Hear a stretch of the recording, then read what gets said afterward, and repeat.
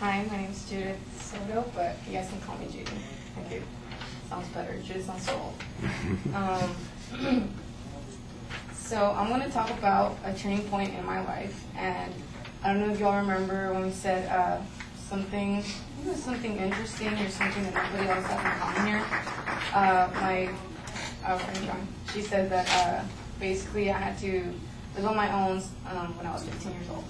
And I mean, a lot of other people have done it, but not really, at this time. I'm going to read a quote that I found, and it says, "Growing up is never easy. You hold on things that were. You wonder what's to come. But that night, I think we knew that it was time to let go of what had been and look ahead of what would be. Other days, new days to come. The thing is that we didn't have to hate each other for getting older. We just have to forgive ourselves for growing up." Growing up is being part of being born, but not everyone grows up, as they should. It was never said that it would be easy, and everyone has a turning point in their life, and I'm about to tell you mine.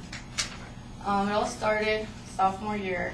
Well, it started before, but I grew up in a very dysfunctional home, and I know a lot of other people have as well, but it didn't really start until my sophomore year. I remember, getting called out of class a couple times a week and speaking to a, strange lady. This lady was actually a social worker, and my teachers, had made a complaint, and that's why she came in.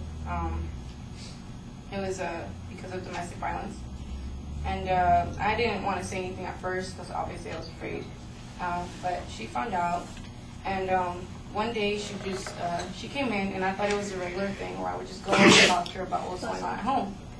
But she told me that there was a case going on and that it was in process, and it would take a little while for me to get settled in. So she told me, "You're gonna go away for a bit. You're gonna be with a different family. You're gonna go to a different school, but you'll still be able to keep in contact with your family." I have a little brother, so he went somewhere else. He was with my mom in a different home. But I said, okay, I'm not scared. I mean, well, how long can it be? Well, little did I know I was going to be placed with more than one family, and I was going to move to many different places. And the case just ended last month. So it took a very long time. I remember, going to a different city. The first city I moved to was Pomona, and I had to start new school, new family. I just went into this home with basically just the clothes I had on my back and 2 t-shirts and 2 jeans. That's it. And undergarments. But I remember, I had to start school, and it took me maybe about 2 weeks to actually even start going because I didn't have anything like birth certificate or anything like that. So they figured out that my GPA was a .85, which is pretty low for being the beginning of my junior year. So they told me that, I had to get my grades up in order to be classified as a junior. So I went to school during the day and the night, and I also went to work.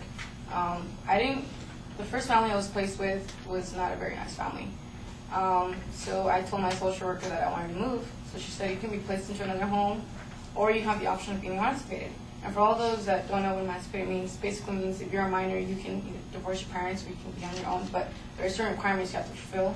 You have to be able to live on your own, support yourself, and also, since I was in school, I had to do good in school. I would go to school Monday through Friday, from 8 a.m. to 9 p.m. and take the bus back home. On weekends, I would work really early and get out till like 12 o'clock. So from moving to Pomona, I had to work over here in Santa Fe Springs. I had to basically work a whole day just to pay my ride to go to work. So that was pretty hard. But I remember, one day, it was during the middle of junior year, I went to court, and they told me that, the emancipation was granted. I was very happy because I thought, well, I want to be on my own, and I think that it's better than being with minor strangers all the time. And I thought it would make me a strong person. And it did. I moved back to my to Waiter, which is where I kind of grew up a little bit. And I remember my senior year, I got many awards for fulfilling a lot of things that I did. I graduated with a 4.0 GPA, which was I think, very good. And I think that turning point made me be who I am today. I'm a very hard worker, and not to be considering, I think I'm a very hard worker.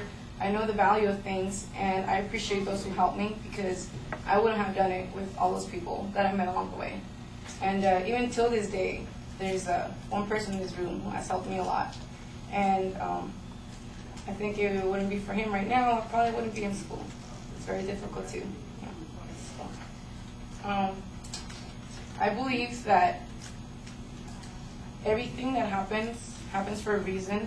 And even though it was a very difficult time to go through, it made everyone, including my family, be better. And I'm a young woman who is independent, and I'm just a little ahead of the game now.